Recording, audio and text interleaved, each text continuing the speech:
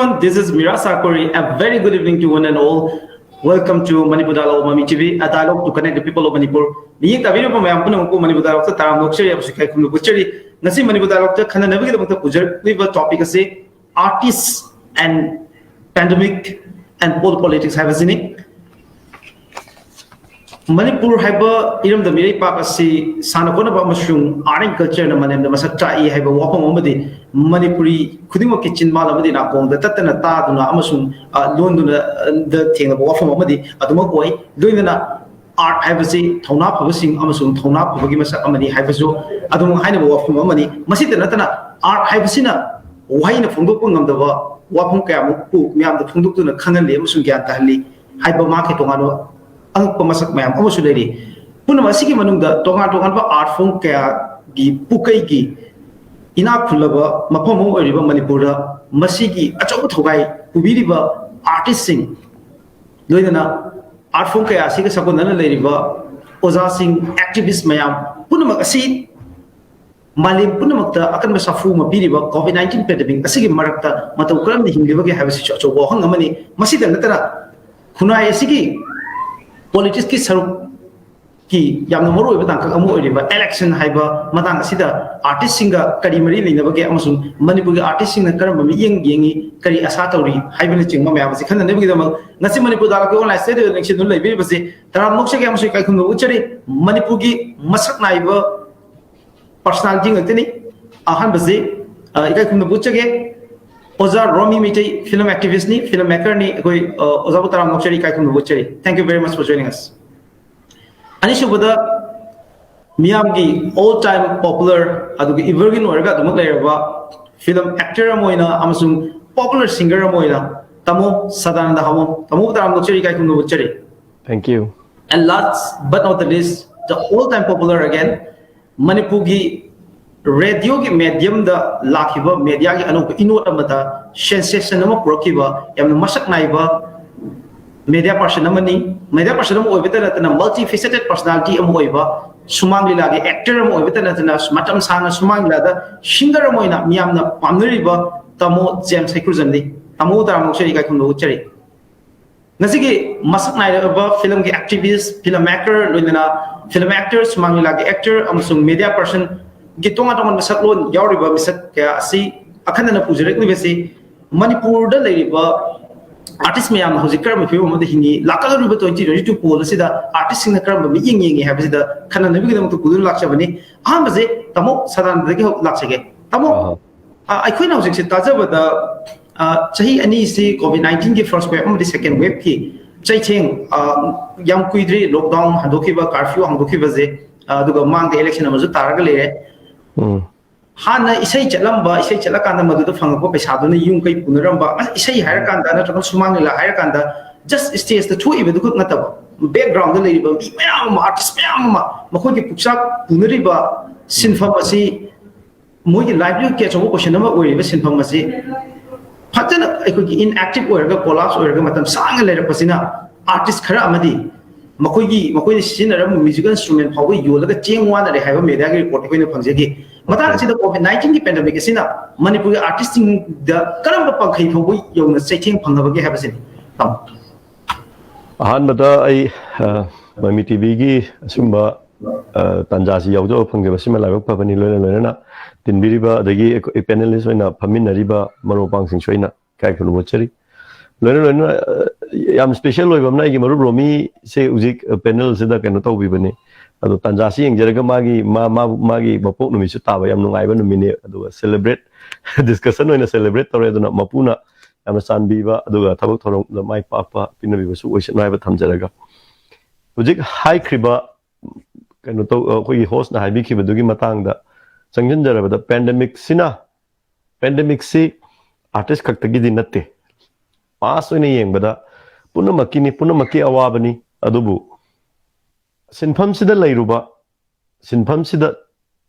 sina pukchak oijaba khara dadi khara hena khudong thiningai oibagi phibam da leigi adagi adu matak tasu public na su mayam hajaraga su hojik second wave ki kitang handarak patanja sida magi thabak thorom sing da hanjannaba matang ji yore khara hanjannaba ure lambi da akhoi labor class la lebe chilinaw sing ju thabak chat pa honare adu artist singi oiriba sumang kumai aduga isai gi oinadi hanjan bai ya da ba hanjan lagasu khudong thiba natraga akhoi gi ayet apan thok adu khara ubra na kalli hajaningi ba tanja sidi first wave second wave sida khakta su yengbe yade manipur da artist oibagi artist ki marai baksi kadai phawbada awaba nange haiba kan any issue ma lakanda harau kumai thinge haibasi tatana thoi taina bamsi adugi mathakta khoi option nama si akhoi mayam sina ubasi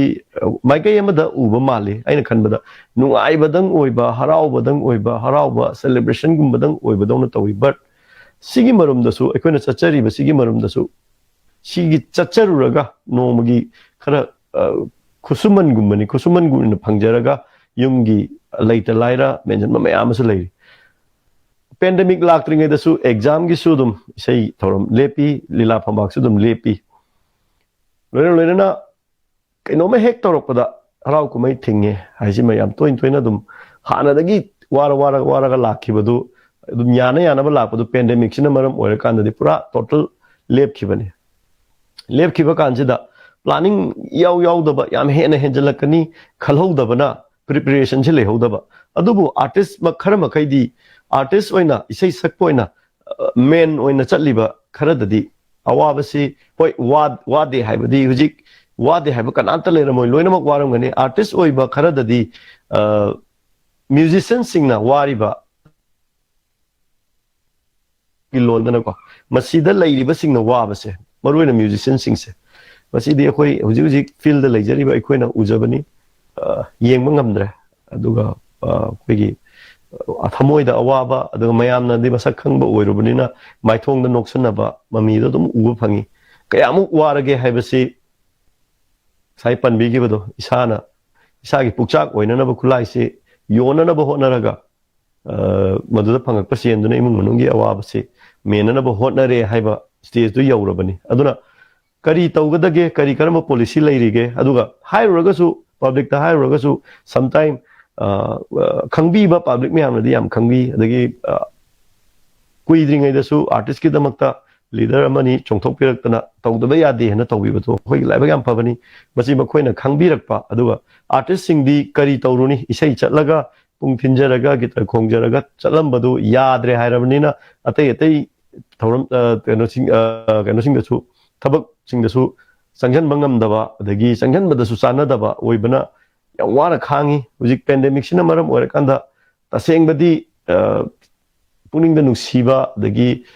nungai taba mayam phawi masi yaragadi masi bu hanjalak na bo hona ba adagi artist sing bu sumateng pangbi bo ina artist haraga isai sakpa khatanate film kumba khatanate masi gi marum da thinba khongma mayam asu leiri maru ina thinba khongma mayam sigi yenga kanda hanjalake oige haisi akhoi gi kenogi public sing gi makuta su yam lei haitar hoji ngara ai seng na dum hai to ke ngarang nahan mi yam tin da bai sei mani chatle do akhoi na dum lauthoi sangjan birakanu sel thabda adum hanjale haitar sina maram oiga amone thingjilak na ba maram su oi adubu hogalak pasida ima tamju sang logjaroi wabadi yam ware adubu public sing na artist sing bu wabrane kaina sum hek lakna ba so dum sometime why noi di sai sel yam tho equally sel yam thok padom ui adu manipur haiba lamdam sida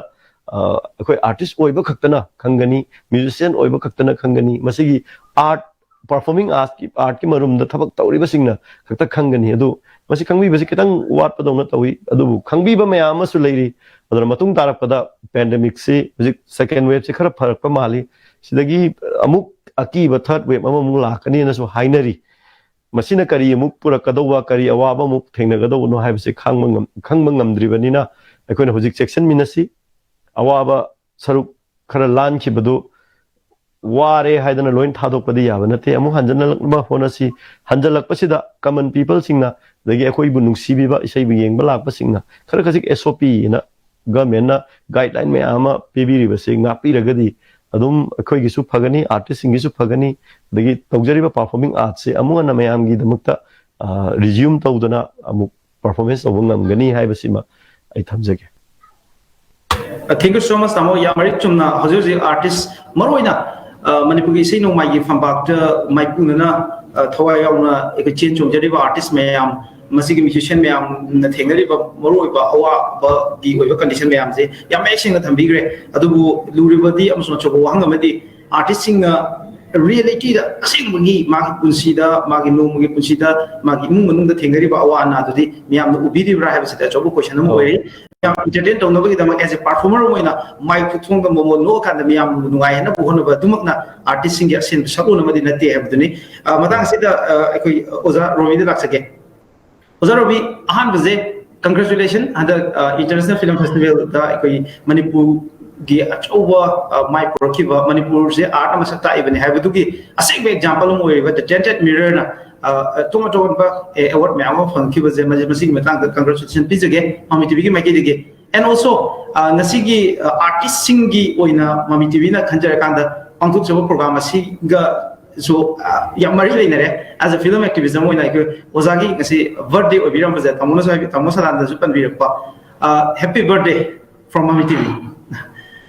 Okay, Oza am nungai. Oza da laksaning baze film gi concept se Oza gi oina gi film gi work si chungan ba level ma da haitare film je to gi mami de dumak tai koina follow to jaba through social media aduga Oza Manipur da film koina film je commercial cinema haigadra Manipur utnari ba gi tongaton ba hall sing do utna mayam sa laga yengari ba masi gi concept si cinema hall mayam je tingi ba gi adumak film kapa then release to one single kind udre Manipur Cable TV channel karada premiere show pakot pa amani thingna badu natana then film ki shooting so lepam mani having it has about hamjai amatang sida Manipur ki film fraternity dalai riba haiba art form si ki manungda masina livelihood ama gi achoba lambi gi mo riba miyam sida COVID-19 ki pandemic sina kayam saw ko cheching ama piri habdo ozada ki tajaningi Ahan Mamaktada Quiggy Manipur dialogue pu Yaujo na Habirapa can say I like Pony Aduga Yamhena Noizeribina Quiggy Penelis Ani Spana Pominaraga Quiggy Wadi Sabapong of Sea Schematic Noize to Masi is a Quiggy Marup Sadananda Yamna. Quickie basic quickie ground reality usually artists in the toy gay have see yamna magi emotion ama shock na the masamak the thing na ba series of awabagi quickie paring sing hai tare ko adu even magi puktak oigiduri ba quickie medium instrument si Yonto privacy, Yontoga Hingnabagi Ganum or privacy, Loirene, Sidiki Hena, Karibu, Wahi later, and I get a moida, Pawi. Dandana, Quigi Ishaigi, and all the Su Ishai Saga, Quigi Magi, Simpam, Ubiriba, to go Kong within Ba, Quigi, Loramox, the involved of Vidium, Puna Wamine, have a smart, so Masi, I quina, Hydragasu Mayamnadum, Masi, Wakamama, Wadi, Madam is Katanatana, Atopa, Simpams, Miama, Masi Kaudana, Quigi, Laiba pandemic, Atare, Quigi, Malim, Puna, Sagi, Satrapa like Chidadum, Lloyd Waminere, the artist Katagi family, Natanako, Adubu, artisama, Oiru, Bagi artist in Nakangi, was it oil if you do Ponduk Sabiwani, Adu. Koina film gi Manipur do jilai ba koi gi center ba magi market haitare akoi pullaga amaga exchange tonari ba masai gi then film hai si exhibit torakanda miam da ulaganda koi gi adugi revenue duna amuk ungaga atopa film sing puthokpa ngamakadori bani aduga adu thabak tawri ba sing dugi magi koi gi phangpham thokpa khusumal se punna yenaraga chatpa yamno organic oiba koi gi kano aitare tasing koi gi kano aitare ne GST ga register tawdana sigi farm sina aduni kana mana loimak tawdi ai jo be wanate adu yam organic oiba adu koi gi society gi machan adum community based society haitare koi gi ko ta da ma ine kura sigi dum style dum neba ina uzari se khoi Manipur gi hauji lairiba film gi industry wena oidraga su industry wena sum haijage wari sin waina no ko ado chi khoina screen khakta da thoiba actor sing sina khoi gi hoi mamang da thokpagi khoi gi khoi artist har kanda khoi gi film gi artist har kanda de khoi actor sing makai tar hen dum ubi do ni mayam na ko adubu film habsidi khoi gi composite art ni aduga amuk market ki system nam lakpa matam da di khoi gi film se oina bo khonara pada camera gi maning da walk tawriba mayam wari iriba gari thauriba chana ba poraiba then ticket yoliba sidagi sisna whole production team mam oiraga sigi team sina puthoiba magi puthoreiba product si amuk jaga amada yolakadoine ba adugi yonana ba ngasagi outlet singdu matamgi matungina mi punba yadamne na mi ne yengada ba medium amada nammiba art format ne ngasagi aduma adudagi lakada ba ngasagi revenue sima koigi yamna awaba se khengma lakta ba kiba leire aduga amuk directly amadi indirectly haitare akoigi leiriba akoigi film industry si yamna chaw natragasu koigi cinema housing sida akoigi ticket thabagi thabak tawriba gate keeper oibiriba adigi hall gi mapu contractor aina akoigi mapu umdigi wire ga lease sang sai bara thiriba then nakanda akoigi akoigi popom macha macha phamdana akoigi cinema yengba lakpa singsna leiba chaba thakpa sigi amuk kano tawriba punna akoigi directly amadi indirectly mi se yamna akoigi sokminna bane kano sidadi ko andaki pandemic se film related khaktagi wanatana aina sum aina sai chu thamjabduni masi mayam apun magini akoi punna waminare aduga ngasai khoi sadandana thambiba wahai se dum adu loi thokre na idi dum ai thamoida phawi di artist amana magi instrument yolakpagi phibam leiba se ko adu akoi gi hoi mapan gi journal guma pabada dum hena khamtheng no waba adugi wari mayam chu tai ui adubu akoi gi dum imang makta da haitare ko smaina masagi yolakpa se yamna ko moi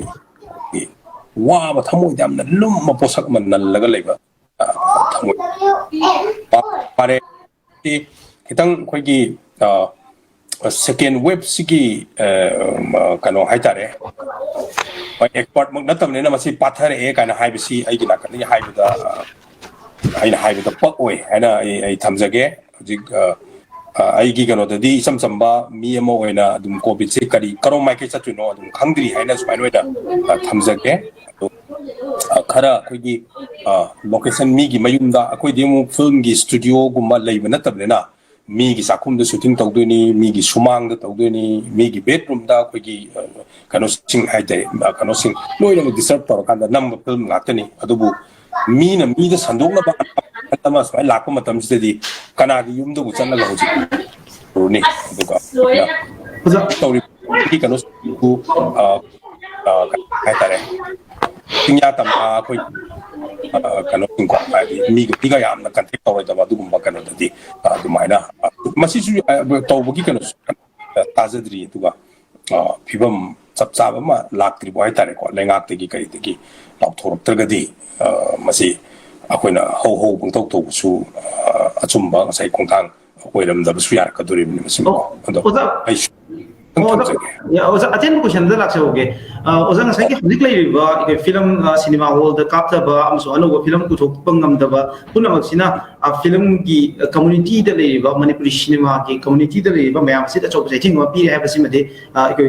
oza na so hai bi le mata sida oza da lakse ningi je hojik se ngasai oza na organic oiba revenue se lakna ba gi maram mo oiba aduga film namaka da film da gi live pesa da na film community lai ba mayam da punni hingmin da ba gi machat na makap leram ba sai masi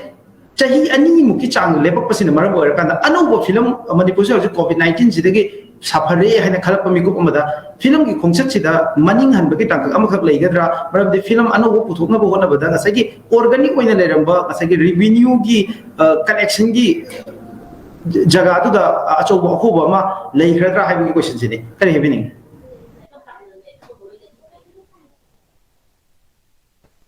ꯑꯩꯈꯣꯏ ꯑꯣꯖꯥꯒꯤ ꯚꯣꯏꯁꯇꯨ ꯑꯣꯟ ꯑꯝꯇ ꯇꯧꯕꯤꯌꯨ ꯇꯥꯕꯤꯔꯕ꯭ꯔꯥ ꯇꯥꯖꯔꯦ ꯑꯣꯖꯥ ꯃꯈꯥ ꯇꯥꯕꯤꯌꯨ ꯑꯩꯅ mute ꯑꯃꯨꯛ ꯇꯧꯁꯜꯂꯨꯕ ꯍꯧꯖꯤꯛꯀꯤ ꯍꯪꯕꯤꯔꯤꯕ ꯀꯩꯅꯣꯁꯦ ꯋꯥꯍꯪꯁꯦ ꯑꯁꯦꯡꯕꯒꯤꯗꯤ ꯌꯥꯝꯅ ꯆꯥꯎꯕ ꯀꯩꯅꯣꯅꯤ ꯑꯗꯨꯕꯨ ꯑꯩꯈꯣꯏꯒꯤ ꯀꯟꯇꯦꯛꯁ ꯍꯥꯏꯇꯥꯔꯦ ꯑꯩꯈꯣꯏꯅ ꯍꯧꯖꯤꯛ ꯆꯠꯂꯤꯕ ꯑꯩꯈꯣꯏꯅ ꯅꯝꯅꯔꯤꯕ ꯐꯤꯜꯝꯁꯤꯒꯤ ꯃꯆꯠ ꯁꯤꯗꯒꯤ ꯂꯦꯞꯄꯒ ꯑꯣꯏꯅ ꯑꯩ ꯈꯨꯝꯖꯒꯦ ꯑꯩꯈꯣꯏꯒꯤ ꯍꯧꯖꯤꯛ ꯑꯩꯈꯣꯏ ꯆꯍꯤ ꯑꯅꯤ ꯁꯤ ꯌꯥꯝꯅ ꯑꯗꯨꯝ ꯄꯪꯈꯩ ꯌꯧꯅ ꯑꯩꯈꯣꯏꯒꯤ ꯋꯥꯃꯤꯟꯅꯕꯒꯤ ꯀꯩꯅꯣꯗꯨ ꯑꯗꯨꯃꯥꯏꯅ ꯂꯩꯔꯦ ꯍꯥꯏꯕꯁꯤ ꯑꯩꯈꯣꯏ ꯄꯨꯟꯅ ꯌꯥꯃꯤꯟꯅꯔꯦ ꯈꯪꯃꯤꯟꯅꯔꯦ ꯑꯗꯨꯒ ꯍꯧꯖꯤꯛ ꯑꯩꯈꯣꯏꯅ ꯆꯠꯂꯤꯕ ꯐꯤꯜꯝꯒꯤ ꯃꯆꯠꯁꯦ ꯑꯃꯨꯛ ꯃꯁꯤꯒꯤ ꯀꯩꯅꯣ ꯍꯥꯏꯇꯥꯔꯦ ꯅꯧꯅꯀꯣ ꯃꯥꯒꯤ ꯀꯝꯕꯦꯛ ꯁꯤ ꯑꯗꯨꯝ ꯁꯤꯗ ꯌꯥꯝ ꯆꯥꯎꯅ ꯑꯗꯨꯝ ꯀꯩꯁꯨ ꯑꯦꯐꯦꯛ ꯇꯧꯔꯣꯏ ꯍꯥꯏꯅ ꯑꯩ ꯊꯥꯖꯖꯕ ꯑꯃ ꯁꯨꯃꯥꯏꯅ ꯂꯩꯖꯩ ꯑꯗꯨꯒ ꯇꯧꯕꯇꯕꯨ ꯑꯩꯈꯣꯏꯒꯤ ꯄꯦꯟꯗꯦꯃꯤꯛꯁꯤꯅ ꯁꯨꯝ ꯀꯩꯅꯣ ꯇꯧꯗꯅ ꯁꯥꯡꯊꯈꯤꯗꯅ ꯍꯥꯏꯗꯤ ꯃꯥꯒꯤ ꯀꯩꯅꯣꯃ ꯍꯥꯏꯇꯥꯔꯦ ꯄꯦꯟꯗꯦꯃꯤꯛꯀꯤ ꯀꯦꯔꯦꯛꯇꯔꯤꯁꯇꯤꯛ ꯑꯃꯁꯨ ꯑꯗꯨꯝ ꯂꯩꯕꯗꯧꯅ ꯇꯧꯔꯤ ꯑꯩꯈꯣꯏꯅ ꯁꯨꯝ ꯄꯥꯕꯗꯁꯨ ꯍꯥꯏꯇꯥꯔꯦꯀꯣ ꯁꯨꯝ ꯍꯥꯏꯗꯤ ꯋꯦꯕꯁꯦ ꯈꯔ ꯑꯗꯨꯝ ꯍꯜꯂꯛꯄ ꯑꯗꯩ ꯆꯠꯄ ꯈꯣꯠꯄ ꯋꯥꯠꯑꯦꯚꯔ ꯑꯗꯨ ꯑꯣꯏꯖꯔꯒꯁꯨ ꯑꯩꯈꯣꯏꯒꯤ ꯐꯤꯜꯝꯒꯤ ꯀꯩꯅꯣꯁꯤꯗꯗꯤ ꯑꯃꯨꯛ ꯍꯜꯂꯛꯄꯗ ꯀꯩꯅꯣꯁꯤꯡ ꯍꯥꯏꯇꯥꯔꯦ ꯍꯥꯟꯅꯒꯤ ꯑꯗꯨꯝ ꯀꯩꯅꯣꯗꯣ ꯑꯗꯨꯝ ꯍꯜꯂꯛꯀꯅꯤ ꯍꯥꯏꯕꯒꯤ ꯑꯩ ꯊꯥꯖꯕꯗꯤ ꯂꯩꯖꯩ ꯑꯣꯀꯦ ꯑꯗꯨꯒ ꯑꯣꯖꯥ ꯉꯝꯅꯅꯕ ꯑꯩꯈꯣꯏꯒꯤ ꯁꯤꯟꯐꯝ ꯍꯣꯡꯈꯤꯕ ꯃꯌꯥꯝꯗꯤ ꯌꯥꯎꯔꯤꯅꯤ ꯐꯣꯔ ꯑꯦꯛꯖꯥꯝꯄꯜ ꯑꯩꯈꯣꯏꯅ ꯑꯗꯨꯝ ꯁꯨꯡ ꯎꯕꯤꯗꯕ ꯍꯥꯏꯗꯤ ꯑꯟꯁꯪ ꯍꯤꯔꯣ ꯍꯥꯏꯇꯥꯔꯦꯅꯦꯀꯣ ꯋꯦꯔꯦꯁ ꯕꯣꯛꯁꯔ ꯑꯃꯒꯤ ꯑꯩꯈꯣꯏꯒꯤ ꯃꯥꯒꯤ ꯃꯥꯁꯋꯦꯌꯔ ꯑꯩꯈꯣꯏꯒꯤ ꯀꯩꯅꯣ ꯍꯥꯏꯇꯥꯔꯦ ꯐꯤꯖꯤꯑꯣꯊꯦꯔꯥꯄꯤꯁ ꯀꯩꯅꯣꯒꯤꯁꯤ ꯑꯣꯜꯋꯦꯁ ꯑꯩꯈꯣꯏꯅ ꯁꯨꯝ ꯑꯗꯨꯝ ꯎꯗꯦꯗꯅ ꯕꯠ ꯗꯦ ꯑꯥꯔ ꯑꯟꯁꯪ ꯍꯤꯔꯣꯁ ꯀꯣ ꯑꯗꯣ ꯁꯨꯃꯥꯏꯅ ꯇꯧꯗꯅ ꯐꯤꯜꯝꯗꯁꯨ ꯀꯤ ꯒ꯭ꯔꯤꯞ ꯍꯥꯏꯗꯤ ꯉꯁꯥꯏꯒꯤ ꯀ꯭ꯔꯨ ꯃꯦꯝꯕꯔꯁ ꯀꯩꯅꯣꯁꯤꯡꯁꯤ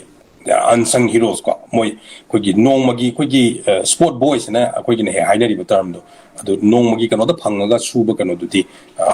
ꯑꯗꯨꯒꯗꯤ ꯌꯥꯝ ꯆꯥꯎꯅ ꯍꯣꯡꯉ꯭ꯔꯖꯥꯠꯅꯤ ꯄꯨꯟꯁꯤꯒꯤꯀꯣ ꯑꯩꯅ ꯎꯕ ꯏꯚꯟ ꯑꯩꯒ ꯑꯗꯨꯝ ꯊꯕꯛ ꯇꯧꯃꯤꯟꯅꯕꯁꯤꯡꯀꯣ ꯍꯥꯏꯗꯤ ꯇꯣꯉꯥꯟꯕ ꯁꯤꯟꯐꯝ ꯑꯃꯒ ꯇꯧꯈꯤꯕ ꯀꯩꯅꯣꯗꯤ ꯌꯥꯝꯗꯤ ꯌꯥꯎꯔꯦ ꯑꯗꯨꯕꯨ ꯐꯤꯜꯝ ꯅꯝꯕ ꯌꯥꯕ ꯃꯇꯝꯗ ꯑꯗꯨꯝ ꯁꯨꯡꯁꯣꯏ ꯁꯣꯏꯗꯅ ꯑꯗꯨꯝ ꯍꯜꯂꯛꯀꯅꯤ ꯍꯥꯏꯕꯗꯤ ꯑꯩ ꯑꯣꯀꯦ ꯊꯥꯖꯖꯩ ꯃꯔꯝ ꯍꯥꯏꯖꯕ ꯑꯩꯈꯣꯏꯒꯤ ꯀꯩꯅꯣꯁꯦ ꯌꯥꯝꯅ ꯑꯣꯔꯒꯥꯅꯤꯛ ꯑꯣꯏꯕ ꯀꯦꯁ ꯑꯃꯗ ꯂꯩ ꯄꯣꯠꯅꯦ ꯑꯗꯨꯝ ꯒ꯭ꯔꯣꯠ ꯑꯃ ꯂꯥꯛꯀꯅꯤꯅ ꯂꯧ ꯑꯣꯀꯦ ꯑꯣꯀꯦ ꯌꯥꯝ ꯅꯨꯡꯉꯥꯏꯖꯩ ꯑꯣꯖꯥ ꯌꯥꯝ ꯑꯣꯖꯥꯒꯤ ꯑꯣꯞꯇꯤꯃꯤꯖꯝꯁꯤ ꯌꯥꯝꯅ ꯅꯨꯡꯉꯥꯏꯕ ꯐꯥꯎꯖꯩ ꯑꯩꯈꯣꯏꯒꯤ ꯑꯦज ꯑ ꯐꯤꯂꯝ ꯑꯦꯛꯇꯤꯚꯤꯁ ꯑꯃ ꯑꯣꯏꯅ ꯃꯅꯤꯄꯨꯔ ꯐꯤꯂꯝꯒꯤꯗꯃꯛꯇ ꯌꯥꯝ ꯋꯥꯅ ꯍꯣꯠꯅꯖꯕ ꯃꯤꯁꯛ ꯑꯃ ꯑꯣꯏꯅ ꯃꯅꯤꯄꯨꯔꯤ ꯁꯤꯅꯦꯃꯥꯒꯤ ꯇꯨꯡꯂꯝꯆꯠꯇ ꯌꯥꯝꯅ ꯑꯆꯧꯕ ꯑꯁꯥ ꯀꯌꯥ ꯇꯧꯔꯤ ꯑꯗꯨꯒ ꯀꯣꯚꯤꯗ-19ꯅ ꯃꯇꯝ ꯈꯔ ꯑꯦꯐꯦꯛ ꯈꯔ ꯇꯧꯈ꯭ꯔꯒꯁꯨ ꯃꯇꯨꯡ ꯇꯥꯔꯛꯄꯗꯗꯤ ꯁ꯭ꯃꯨꯠꯂꯤ ꯆꯠꯅꯕ ꯃꯥꯒꯤ ꯑꯣꯔꯒꯥꯅꯤꯛ ꯑꯣꯏꯕ ꯃꯦꯀꯥꯅꯤꯖꯝ ꯑꯃ ꯂꯩꯖꯩ ꯍꯥꯏꯕꯗꯨ ꯑꯣꯖꯥꯅ ꯃꯌꯥꯝ ꯃꯌꯦꯛ ꯁꯦꯡꯅ ꯊꯝꯕꯤ ꯅꯥꯎ ꯇꯥꯃꯣ ꯖꯦꯝꯁꯇ ꯂꯥꯛꯆꯒꯦ ꯇꯥꯃꯣ ꯍꯧꯖꯤꯛꯁꯤ ꯐꯤꯂꯝꯒꯤ ꯑꯃꯁꯨꯡ ꯏꯁꯩꯒꯤ ꯑꯣꯏꯕ ꯑꯩꯈꯣꯏ ꯈꯤꯇꯪ ꯑꯩꯈꯣꯏ ꯑꯣꯖꯥ ꯑꯃꯁꯨꯡ ꯇꯥꯃꯣ ꯁꯗꯥꯅꯟꯗꯗꯤ ꯇꯥꯃꯤꯟꯅꯔꯦ ꯑꯗꯨ ꯇꯥꯃꯣ ꯍ꯭ꯌꯨꯃꯟ ꯂꯥꯏꯐ ꯅꯣꯠ ꯏꯟ ꯑꯦꯛꯁꯦꯞꯁꯟ ꯃꯅꯤꯄꯨꯔꯒꯤ ꯁꯤ ꯅꯠꯇ꯭ꯔꯒ ꯑꯥꯔꯠ ꯐꯣꯔꯝꯁꯤꯡꯒꯤ ꯃꯅꯨꯡꯗ ꯄꯣꯄꯨꯂꯔ ꯑꯥꯔꯠ ꯐꯣꯔꯝ ꯑꯃ ꯑꯣꯏꯅ ꯁꯨꯃꯥꯡ ꯂꯤꯂꯥꯁꯦ ꯃꯅꯤꯄꯨꯔꯒꯤ ꯃꯐꯝ ꯁꯤꯟꯕ ꯊꯨꯡꯅ ꯃꯤꯌꯥꯝꯅ ꯄꯥꯝꯅꯕ ꯑꯥꯔꯠ ꯐꯣꯔꯝ ꯑꯃ ꯑꯣꯏꯗꯨꯅ ꯑꯗꯨꯃꯛ ꯂꯥꯛꯄꯅꯤ ꯑꯗꯨꯕꯨ ꯇꯥꯃꯣ ꯍꯟꯗꯛ ꯀꯣꯚꯤꯗ-19 ꯄꯦꯟꯗꯦꯃꯤꯛꯁꯤꯅ ꯃꯔꯝ ꯑꯣꯏꯔꯀꯥꯟꯗ ꯁꯨꯃꯥꯡ ꯂꯤꯂꯥꯒꯤ ꯃꯆꯠꯁꯤꯗꯁꯨ ꯌꯥꯝ ꯆꯥꯎꯅ ꯑꯩꯈꯣꯏꯒꯤ ꯑꯊꯤꯡꯕ ꯄꯤꯕ ꯃꯃꯥꯡꯗ ꯏꯚꯟ ꯐꯦꯁꯇꯤꯚꯦꯜ ꯐꯥꯎꯕ ꯍꯧꯔꯝꯃꯀꯥꯟꯗ ꯂꯣꯏꯁꯤꯟꯈꯤꯗꯕ ꯅꯨꯄꯥ ꯂꯤꯂꯥ ꯀꯥꯡꯕꯨꯒꯤꯁꯨ ꯂꯤꯂꯥ ꯃꯌꯥꯝ ꯑꯃ ꯄ꯭ꯔꯤꯄꯦꯔꯦꯁꯟ ꯇꯧꯔꯀꯥꯟꯗ ꯃꯗꯨ ꯎꯠꯄ ꯐꯥꯎꯕ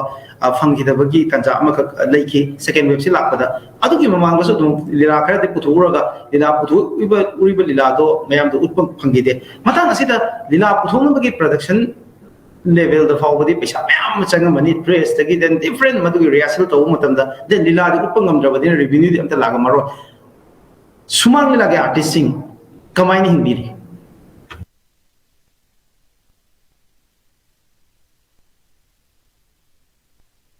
ꯇꯥꯃꯣ ꯁꯥꯎꯟꯗꯣ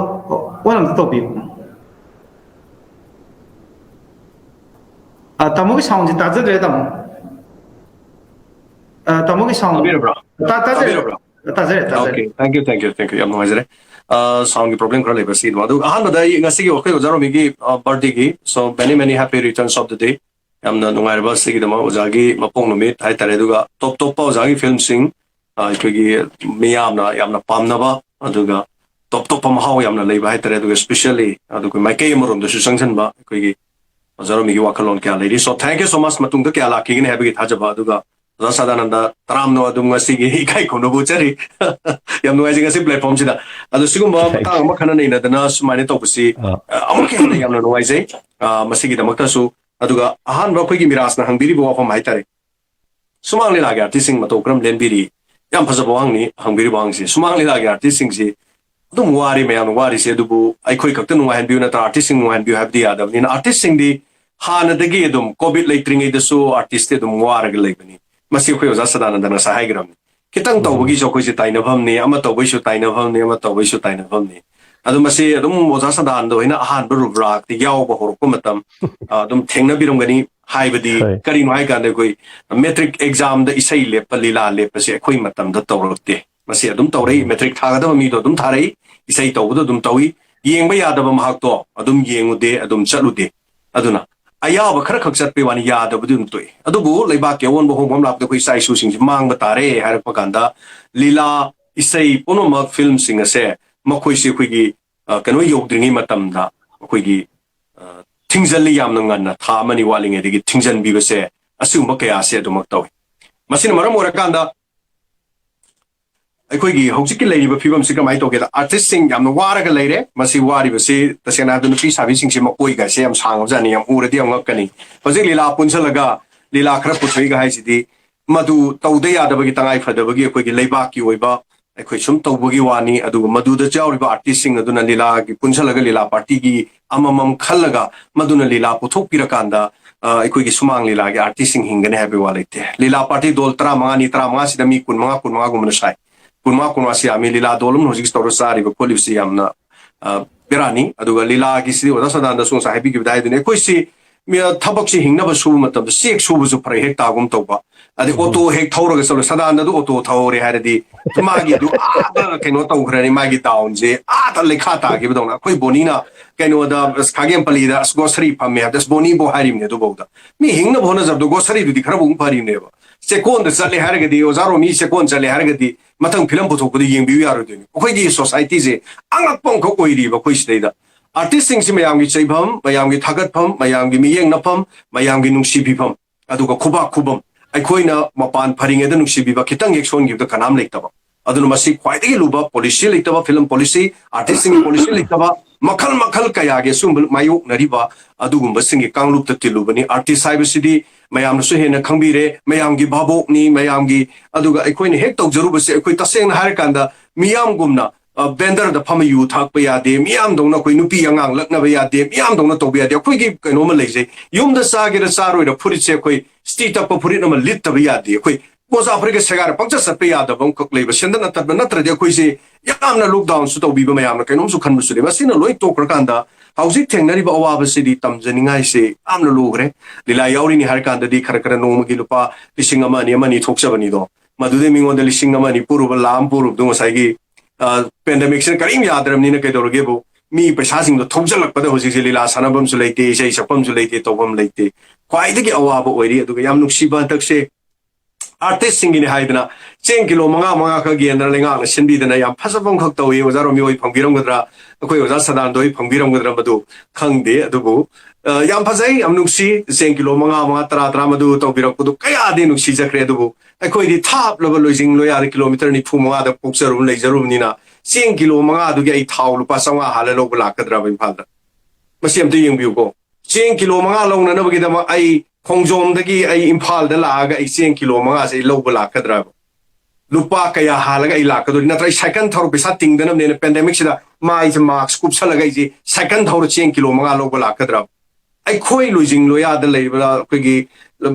lap laba mafam sing dagi smaina lila se yaw jab hingjaba mayam le ado kramai tor ge lupa thau di tanga sen lupa chonga di sang dorim ni na ba so za sing lo bi ro sing to loi pitwe ada artist sing se mayam hybrid yo zaro minasu film amo oina bo hona ba film du komi be hero heroine cameraman director producer moi amani na film hingan ba sungna na te makhoi ge matungda behind the scene mayam leiri ba na ha mayam adu lo so du thang so du toru so sport boys mayam lei ba du maina sumang li la gi su producer leijai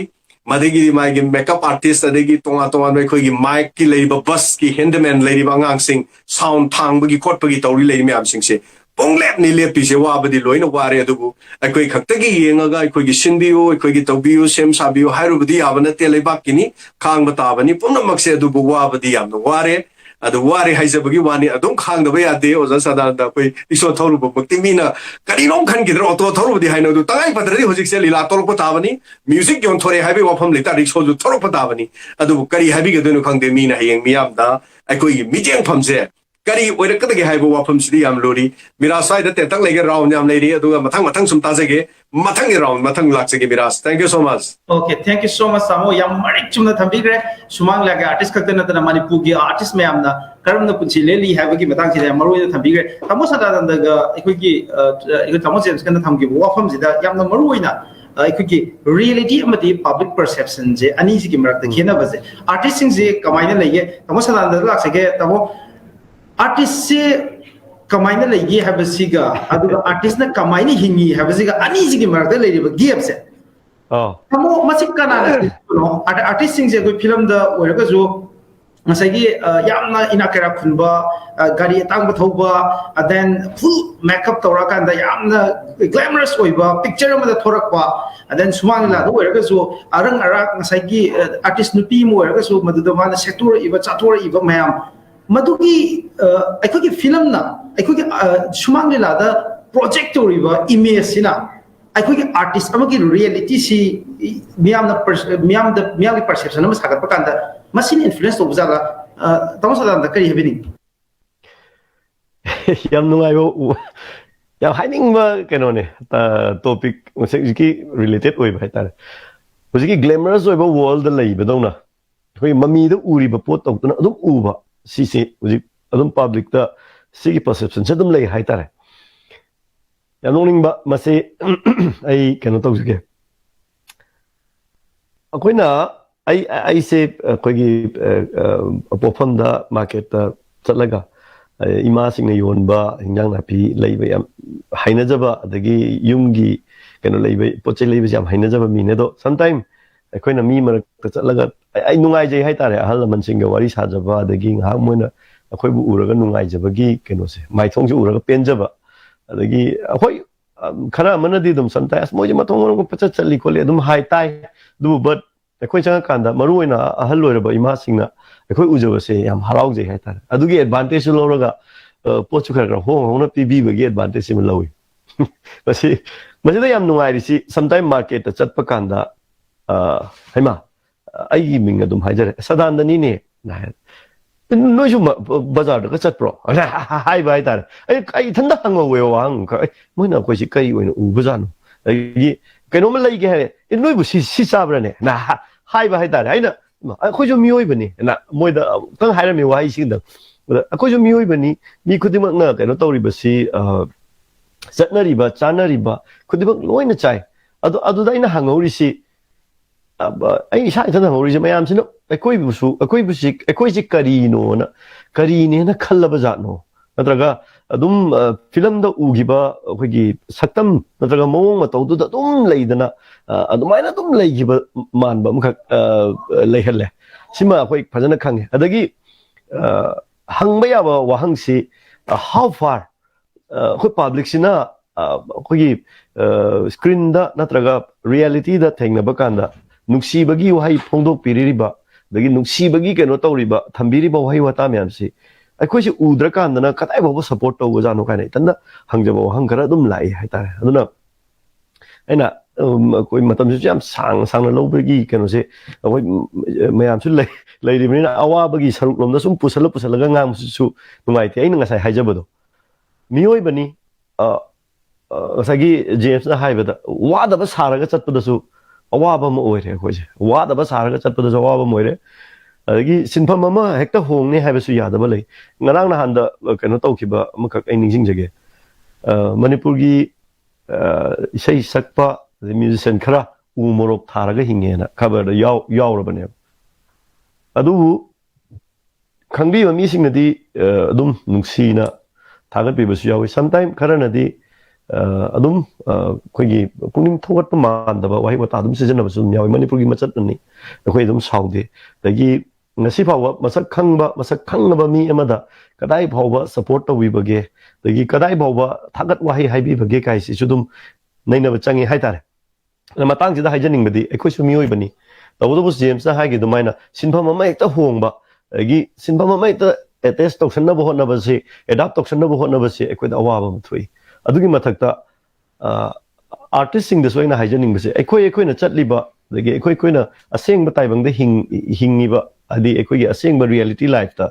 थोइबा उरिबा मीसिंग उरिबा सिंसी sometime एकोइगी दमकता नुक्सीजबा fans सिंगना Moina पामजबा idol सिंगी मतौ तंबा हाइसिसु चटनबिनेबको मसिना माना पामजरिबा artist तुना सेलकपा मोंग मतौ दगी चलकपा नियम नीति से mummy मतौ तंबने हाइजबा तारे अदुना अखोइसे करिदा सोइगिदगे काइना खंजबदसु अवाबा moire अदुगी मथक्ता अखोइना आइना हुजि याम कन्न खंजरिबसिदी गसाइ composite art नेना अपुनबना सागतपा फिल्म दसु याउजरी अखोइ मोरम रोमिनासु याम सेंगना थमग्रे अदगी लीला फंबाक्तसु मयाम अमा तिनजरी हाइजरिंगिबसि अखोइगी वादे हाइबदि नते पुनमक वामिनबनि तबदबु अमुक हन्न थबकसि अखोइगी थबकसि हंजलकपा कांदा खरा थेंगदरबराना खलकपा हाइतारे अतै अतैदि हुजिक लोइ खरखर लोइ हंजनरे ने ममांगसु हाइजगिबद अदुना अखोइ लोइनमकसे अंडरस्टैंड तौमिनब चंगी पब्लिक ने शुड अंडरस्टैंड तौबिब चंगी अखोइसे मियोइबनी अवाब खंगी दगी अखोइना चचरिब इसै करी फिल्म का चचरिबसि चत्रगदि अखोइदसु पुंसिगी चलिब लंबिसिदा खुदोंथिबा मया अमा थोइ दगी मसे अखोइ खक्ता वाब नते हाइबा सिमदि दुम थमजगे अदुगा मसिगी तंजासिदा आइना हाइजनिंगबसि अखोइगी मणिपुरगी मार्केट सिनसु मरम ओइरगा अवाबसी पेंडेमिक लाक्ट्रिंगेदगी सुदुम खरखर वारगा लई मार्केट सी याम पी दगी अखोइना चतुता फंगिबा बिबिरिबा नुक्सीदना अखोइना लाक चचरुबगी फंगजरिबा सेनफम खरसिसु पंचाउ चाउबदि नते हाइदोपदा समटाइम मपालमगी चिलिनाउ सिंगना मपालमदा चलगा थेंगनबा कांदा अखोइ मणिपुरदा वन कंसर्ट अमा चतपदा कयामुक फंगे कायना हाइरकबसे ओलै पालै तौरगा दुम खुमे एमाउंट दुम हाइरमदे हाइबा यादबा हाइतारे अखोइगी स्टैंडर्ड से कनोमदा चखिदोरबा बट हाइजनिंगबदी मणिपुरदा टैलेंटेड आर्टिस्ट सिंगदी वाते तौदबु मखोइबु मफम साबा मफमदा थमननबा होनबा अमदि लैननबा होनबदा अवाब मयाम अमदि थेंगरी हाइबसे आई सेकंड गी सिगुम्बा राउंड से दस माइन थम Thank you so much, Tamo. Yam Marik Chumna Yam Hazana Thambire. Duga Being Tabiru Babosing, Yam Line and just sent over any. I could get artist singi Hingiba Punsi Mahing Amazon. Miam no Ubiri, but Miami perception the lady about artist singing Satam, Anisi Takata for Gap Day.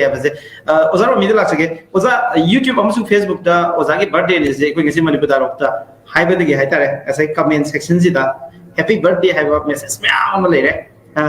Was that accident was it?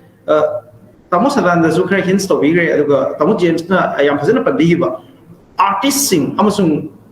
popular art form, film, Gumba, say Gumba, Sumangla Gumbada, Chingri, but Chingsi. Manipurgi, Kunaisi, the market, and P. Havamso Hire, Aduga, Amu, Sumangla, Kande, say Kande, film Kande, Takan Amada Masida, softer gateway, Sijinavas. Then Parhata Gudori exam to do have a matamda, Lepan Bugumba, Levaki Shumala Matamda, Lepan Bugumba, Ado Ishudia Yam Vanilla, Yam Tuina Lepe. And then Masida Natana Tonga, non-star actors in game, I get again, Masida pressure people, protocol Mam Tamapa, Sidagin Sibo, Toyagani, Yaro, Heaven Chimba. Masina Manipur artist singing creative instinct. Amazon Wigan livelihood to a question that Kayam Saw saying away. Artist as a software was wrong.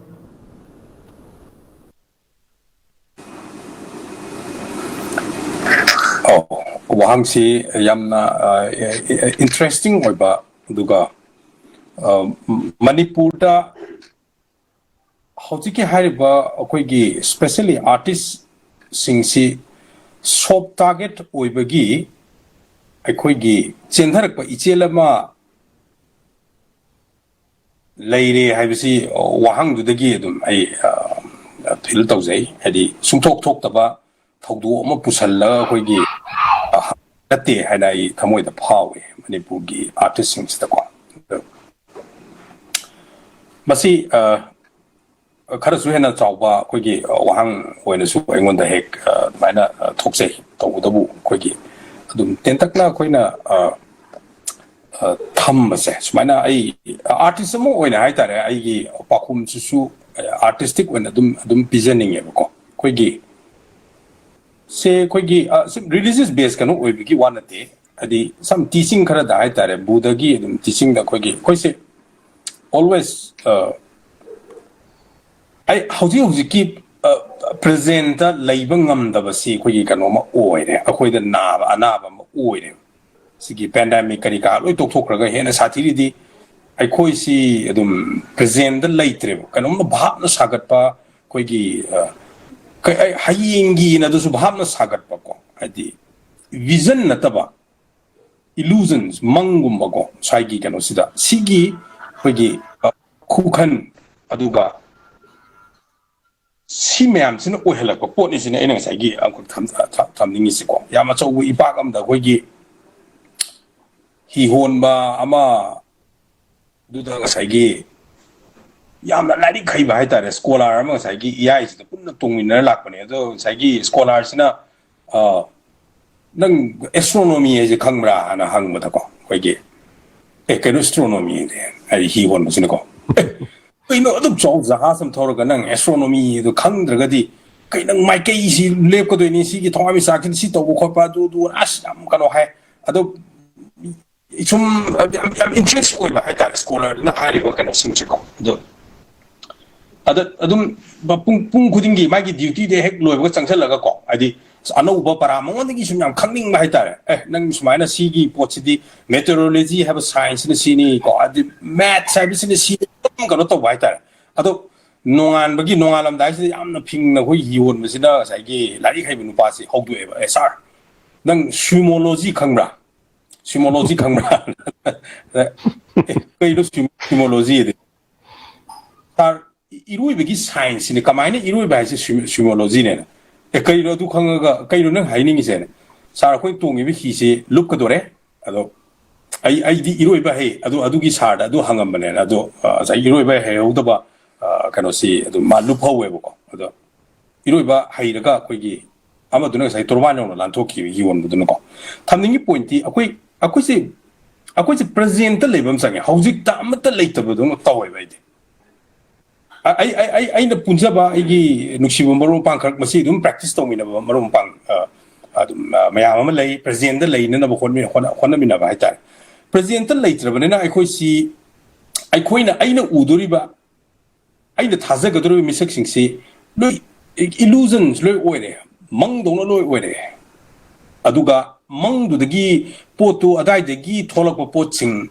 ꯃꯌꯥꯝꯗꯨꯅ ꯑꯩꯈꯣꯏꯒꯤ ꯀꯩꯅꯣꯁꯤꯡꯁꯦ ꯍꯥꯏꯇꯥꯔꯦ ꯑꯗꯨꯗ ꯋꯥꯌꯦꯜꯕ ꯅꯠꯇ꯭ꯔꯒꯅ ꯑꯗꯨꯗꯒꯤ ꯊꯣꯛꯂꯛꯄ ꯁ꯭ꯇꯦꯠꯃꯦꯟꯠꯁꯤꯡꯗꯨꯗꯤ ꯌꯥꯝꯅ ꯑꯩꯈꯣꯏꯒꯤ ꯁꯣꯐ ꯑꯣꯏꯖꯔꯤꯕ ꯑꯩꯈꯣꯏꯒꯤ ꯑꯥꯔꯇꯤꯁꯁꯤꯡ ꯍꯥꯏꯇꯥꯔꯦ ꯁꯤꯗꯗꯤ ꯑꯗꯨꯝ ꯑꯣꯜꯋꯦꯁ ꯑꯗꯨꯝ ꯑꯆꯧꯕ ꯀꯩꯅꯣꯁꯤꯡꯀꯣ ꯑꯍꯥꯟꯕ ꯆꯩꯊꯦꯡ ꯍꯥꯏꯇꯥꯔꯦꯀꯣ ꯑꯗꯨꯝ ꯃꯁꯤꯃ ꯑꯗꯨꯝ ꯊꯦꯡꯅꯔꯒ ꯂꯩꯔꯦ ꯑꯗꯣ ꯂꯥꯜꯂꯤꯁꯤ ꯀꯅꯥꯅꯣ ꯂꯥꯜꯂꯤꯁꯤꯅ ꯁꯤꯅꯤ ꯉꯁꯥꯏꯒꯤ ꯄ꯭ꯔꯨꯞ ꯇꯧꯕꯁꯨ ꯑꯩꯈꯣꯏꯒꯤ ꯌꯥꯗꯕ ꯃꯔꯝꯗꯤ ꯑꯩꯈꯣꯏꯒꯤ ꯄꯨꯂꯞꯁꯤꯗ ꯏꯟꯚꯣꯜቭ ꯇꯧꯃꯤꯟꯅꯕ ꯁꯤꯗ ꯃꯥꯒꯤ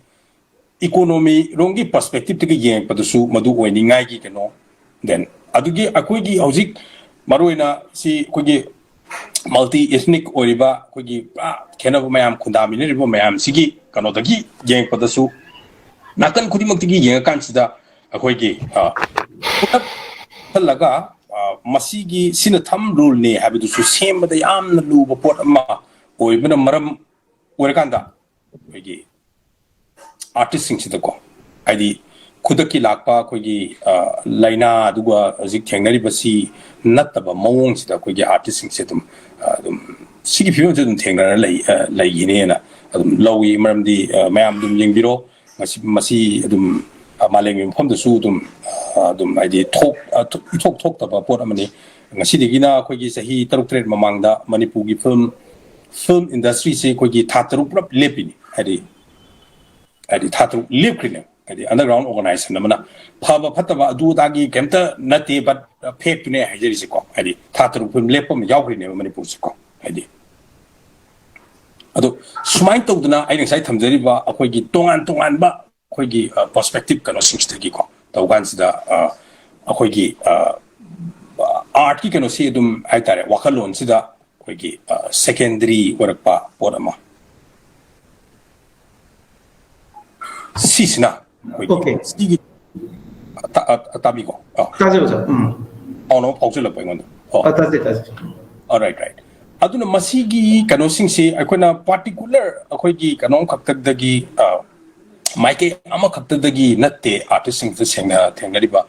sai thing chi dai tare aduga akoigi dum sendere iba system sinasu masi dum oinena masak hai tare ko adu oiri ado masi matamna awon basu su soidana dum porakani ana dumaya adu gi kano su thazai okay oza yam tin question da lakse oza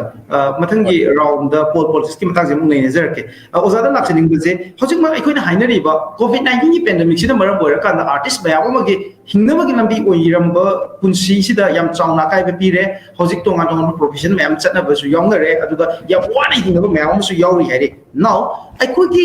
pandemic sin laita ba matam amada pandemic si laita ba matam pandemic si loi gani amasung pandemic si mamangda deramba artist ki khongchat ama kaksu leide masida manipur ki popular form art form khara leiba sumali la gumba isai gumba then film gumba haiba form sida leiba mioi kaya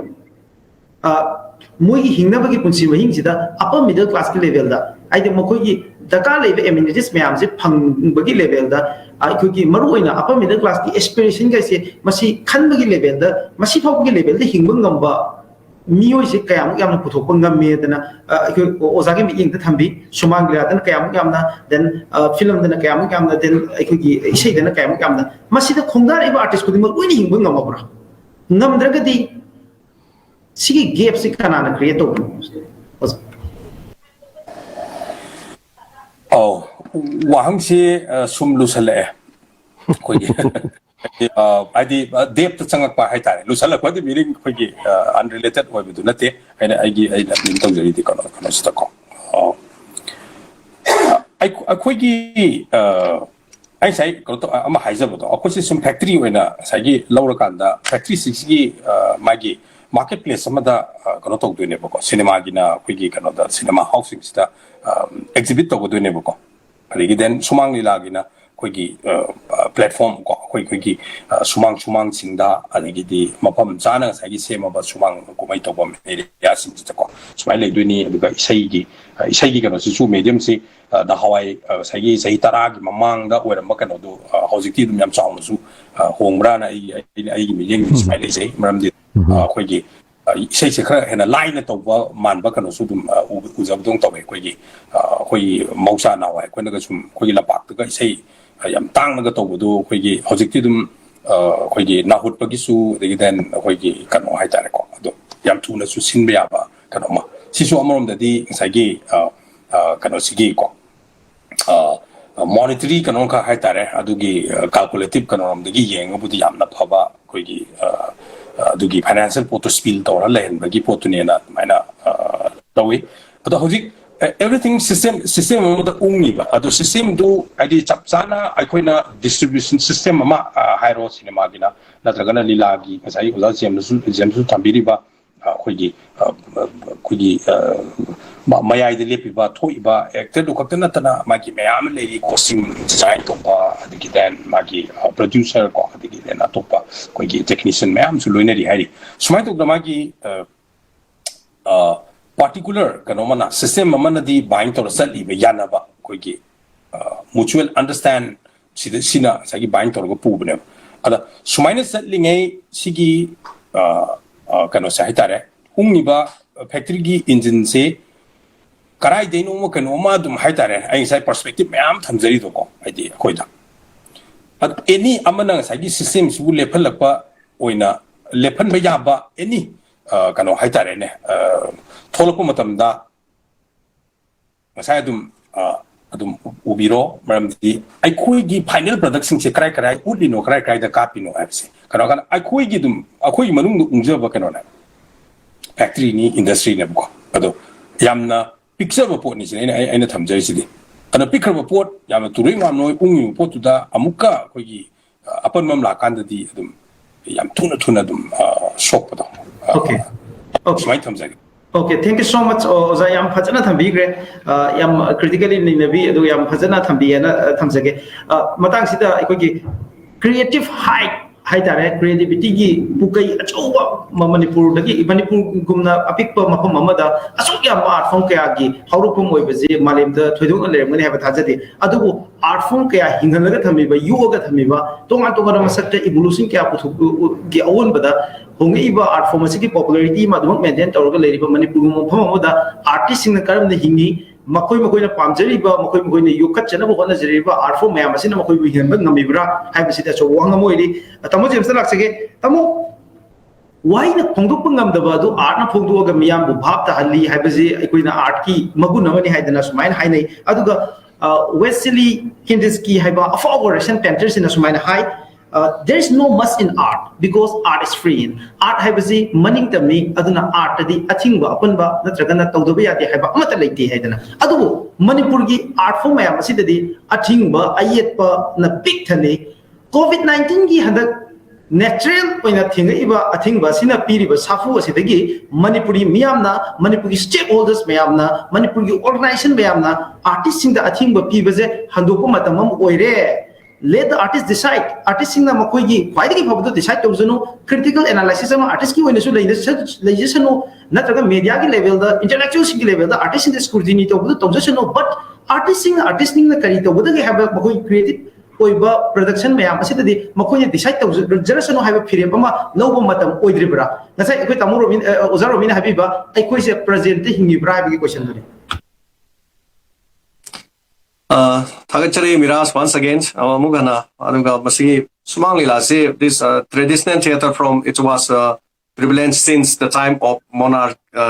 Kelheim. Ni Tau Paling Imatam the Gi, Ekui Sumang Lila, 1895 AD, the Gi, later Baning Tong no Kumai or in a Yang, none of a Hatang no, none of a Kugi Mapam, Mapam, the Sakana, Kana Kulangi say Sakwa Hebele, Kanakana, no one by Hebele, Koraga, Pajan Puncheleto, Bugi Wapam Kralera, me, to my Togana. ꯑꯩꯈꯣꯏꯒꯤ ꯃꯁꯤꯁꯨ ꯑꯗꯨꯃꯥꯏꯅ ꯅꯤꯡꯊꯧꯒꯤ ꯃꯃꯥꯡꯗ ꯍꯧꯔꯛꯈꯤ ꯍꯥꯏꯕꯒꯤ ꯑꯣꯖꯥ ꯒꯨꯔꯨꯅ ꯇꯥꯛꯄꯤꯕ ꯂꯩ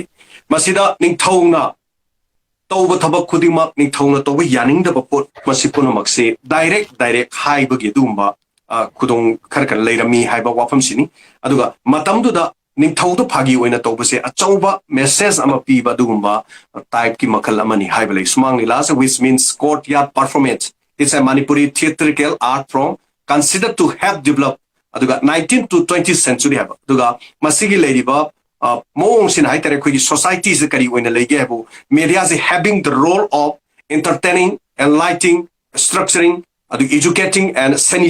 sensitizing haba aduga to the people and various issues relevant to the society within the culture and context and space of the Manipuris haibani masigi tonga bu wafam kya si puthokpa yaba uthokpa yaba nainaba yaba tonga wafam kya lekre aduga masin nga sai chu hangbi khibda aikoina seli sari basing dagi aikoina mi bu lana salan bi ga haibu wafam sing hojik te kyam kuina aikodi yengsin ge haibu bu miras aikoina wa ngang ma de lonyan yauba ya di haiba aikoigi achauba Manipur gi sanale pak sigi dai te lobiri la sing aikoigi lusin puren sing athing ba phaw bai koida thambalei madui kari no hai kanda aikoi wa ngang ba kanda aikoigi Sanskrit kumba Hindi kumba se masi lokthok na aduna aikoi si masi group ama yengsili am kana aduna aikoigi competition no mitchi mangoina na lila taminge marakte ge koi yengi maroina aikoigi sangai gi oina lila gi groups ai je lonjan siam yengba mi mani aduga wanga mu so lonjan siam yaudna bo hona ba even radio ma koina salai sai sisu kan kon dam yaw ki lon lei tabadagi ko masi sumaini yengsin jaba adugumba makhalamani aduga haujik ngasai su kanona aikoigi miras na haibi ki bida hai tare asigum laba la iba aikoigi courtyard performance sumang da sanajaba pot masi sina hai tare isai gi sumagi horupam lei film gi horupam lei aduga hek ari ba kwaidagi li raba art form oiba aikoigi folk play aduga masi da aikoigi hujik ta contemporary onthokpai wani aduga madu ari ba folk ki lila ma hai tar ka play ma hai tar ga di masi sumang lila si oi hai basin aduna ngasai hai bi ba aikoi masa mata da maning tamna lebe yarabra maning tamna tawjaba tawba yarabra hai bi wapam do aigi mot di miras masi keshu yam kai roidur khali kana gu makhang ing ahi ne di hai Manipur je kumai harau yam na lei kumai harau me yam se pangthon honi da larik tam dre ko te hai basu le adu even Europe ta dom na kari gum sak pi ba na traga koi ba na traga Europe ta tawri se kari tawge ni yang tar di Europe ki achaw ba aikoi gi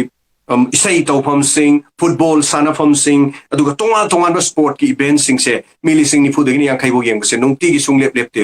nungti gi sunglep lepte madudi gi engi singdo larik tamiba aduga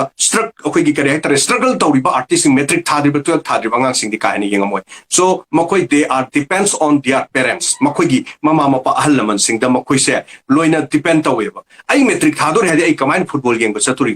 ai 12 thagador hadi ai doctor tami harga di madu pun makton to ai nungti gi festival kari yawgi no festival sama solution listening solution ai gi wadi they are all depends on their family ai di leina khali ai khoina metric tharak matamda lila thingam de sei thingam dai lila yawjai haibagi lila thing haning da bagi wafam na sade ko masi lala su lali chu masu su me me am haibio aduga artist sing sigi alternative ways ama leitabani ai khoi di masin hingna bagi macha mu ibagi nina masi taseng har kanda masi thingpham thok tabram ai khoi se kwai digi mayam punamaki taina famni banam torzu mi masi bagi su adi mi ma phagi bagi su adi lambi de ga satlaga sat plan be yaro haini asom irang dre yani akoi somda di kaim tok di lao harimni asonda sat pe yaro doni so sat pe yadram som ma pham du yoro kan du di akari tawrani koina chatlura kan di khudong thiba thok pe yawni gari da nung thajalak pe yawgani amatone halak pa da kihan be yawgani adigi siguma makhan makha kaya thoi adum iban na khoi oja sadan doi sidi bari thengna la amni lambi de sigum bi wari sidi hai kan di aduna lambi da on the kaino da on the spot ai khoi thengna ra ba ngata ni film gi na muk khara number ya di har tu oga khar tu osu yai ngasai odaro mina nungsi bo hai akoi film gi kaino city film city leje da ba film de mi gi phamung wai ba mi gi mung wai ba mi sakhum wai raga film se market se to ki matik pick kraba aduga hojikti hall sing su exhibitor sing hai tare tingman na phajaba exhibitor su lebe AC oiba adigi sound guys dolby sound adigi di park ka leba makhan makha sabam khotong galer kan da mafam matangi matung ina la kadra hojik di film yengna ba mi su le selektre aduga film putok pasuare some manana in the same case ai koi ning tamna ai koi artist sing ase adum ai koi gi su topam tokpa to sumang lila mana nei gen nei rabda le kaim da nei jab se pung ani khaktane koi nei jari se isai mana nei gen nei do horem pung hobu pung tare ni par ma pantra trama thoi do loiba har ga loire raun khatani ani raksa amadati mayam khangbirong ni ai sin thi hai bra hai tabra mase maya purum hai bi matam amada ai koi na all is gold gan rubra ki sei che to kanda oza ai bam cham je raun hum ani raka saktari sei sak yab janati ken taram da pulop lai moi sei se ma hum bari satte pulop phamdorim ni ahan bar raun sakturimni so second round je mo koi oza joy kumar second round ga sakte ya ponte maning da khara khara koi swami hoy koi sadanda hoy adegi koi kunjaberi oza kunjaberi khara ga maning saktoini aduga thengna ani raksak phangjob ahan je round ani raksak ti sei sakar ponte hojikti round sakte sei loire madagi koi yes isai to budun mara morga ni sapu satro mi manghali gari accident toroga mi sihali manghali thilali kaihali haibadi ai without entertainment koi hingbadi yaroi akoi hojik pandemic sida koi tasen isai sakpo kaure nungai bo kaure akoi tasen no loina mag isai wet henkale imung da leira chaba chada pusalaga loin chadan leire so lila yojari ba yamnuksi ba wafam am tuk tamjagi miras akoi gi leiri ba artist sing pungai ba nuksira ba gi kalikaman hai ibai di radio to bunin mayam na thilaktan kholaktan khar saram ngani akoi di angang manung changdre hai kai no hai gan moi fizadram ni angang sing do manung changdre sini yang si wafam ni adu aseng na halaman sing lei mayam jino koi di radio to bunin sa uja sadan habi do kai chen da pole da pot maman tai do koi su to jarim ne baduna se hawai kra thilakani marian thilakani khongdrum thilang ga siga thilakji sunday ni na bari da lei ba so chaba thakasi wati chenga thilakja ni aduna lila tobri bai gi lei banu shira jing na asibai gi di radio lei bani na phai ado ai khoi di matu su to hu do kum to angang manung changdre hai bo wafam se masi wafam si ju lei duga tonga ba wafam sing round politics ki matang mu lak se gi miras yam tena hai se gi amani politics ki matang su lak se habi o miras tamo pochai thilak pusi radio te thilak pudi nate ba asim radio te thilai se okay station da so aina leizari ba kasigi mana inak na bo dum lei hojik so do uwe ai se sitapol le se sitapol adum lei se haira se adum lei si same ni se anjing ni piram ni se si wonder mayam je adu awa thabi lei kasida torbo chu lei so loina piram ya khoi se angapani community gi oi ba hai tare ahalaman singna yam nung sibi ngasai wa sanada na habi bido za sada noina ba sky bottom torok matam de koi di oza sadanda ji sadanda oi udram ne ba koi ngasai radio gi urapa hero do ui le ma ji sadanda ne je kauk thokram ne ba koi di adura mongoda akoi na nung sikhiba mayam adigi mandaga makoi ni na parakpa di nga nonglak ta adu oda to je koi di ma isai sa ga jo adom da le je koi udram kaino ma tongan na time urab ne aduna adugi pibam du da oza sadanda na hape nam chelaga moza prim le laga imphal ko ja chale shagaro ta second thole di film ying bino le roi ba pura se phiba mamne artist ki punchi je yam lo gra bai tare aduga loisal pada miras mathangi round politics ki round nanga tra nangoi ra adu yamina si aduga ko uza Romi aduga uza Sadananda artist akoi tawjari bi senja chongdari mayam pura makse fazari nge na hawri nge kaling nge kuba kubi bani loirak pada aikoi gi punchi kari oine haibung ngamde aikoi loisal pada dinga sai ko ni kai haramado aikoi adugi we adu da lapi ai si ek sorok pusu yai adu thak ya damni sa ya damni torok pusu yai du maron da haibung ngamde adu fazari nge khaki wani artist ki punchi di so mase magi chahi matang da angang sing larik tamamna tamam bi hona bi ban honan bi ba aduga yari makai di lengi ba ki oi ba yam issue oi ba tangai phada ba di thing ba ya ba thing si aduga ka he na thing ba si di miras masidi kari hai tare mama ngai khoi matam da di thingam draga hauji kakta thingkal pasi masi mangna kaya mok kam na ngang larik phabi henka torobono thing da na thing bi raga di internet su yaw na thing bi ba kari kai ge si nei nang janing di lila su tha ma thing asi isai su tha ma sing asi internet su tha am ta thing bi o ador di mobile dur masa mayum do pai le raga mama pan kari tawri di khang hello hi text ting tong larik person message yeng lei som dan lila gi sai na thingi internet su thing bi o sini ai mo te duga polap thingaga amutang tha amtang yeng se ba metric pai khagi du angang si lari kam phagali amte yeng si akoi matamda kari hai tare akoi gi saraswati puja gi lila to budo nakanda tawri lila do tum yeng de lari palai somda adu kai no imai pani ya ti so it's all depends on their parents makoi gi mama pai makut lei si thank you so much okay yam ngai je tamo nungai ba kaure pandemic sina maram moiraga then weight hengadle tonga ba so yam le adu ngasi gi Manipur Dialogue kusu yam serious oina khanaramani adugo ekoi tamo James na yam nungai ba hai da yam entertaining oi ba mong dam yam da ongtom bi ba commentary tv bi yam nungai je hai tare yam nungai bi community engagement yam dai ba social engagement yam kana to bi ba ekoi ke masak nai ba media person mu oi bi ba tamo James ki punsi da hai tare miyam ga yam nan na lemina ba aduga ngasi covid-19 ki pandemic si marakta miyam na yum da po se ge thelak pagi oi ba ekoi evidence kar phang je ba je ubada yam nungai je ekoi sida public relation ki acho bo mu ba ge asa to ba yai da thamse ge tamo sadan da la se ge tamo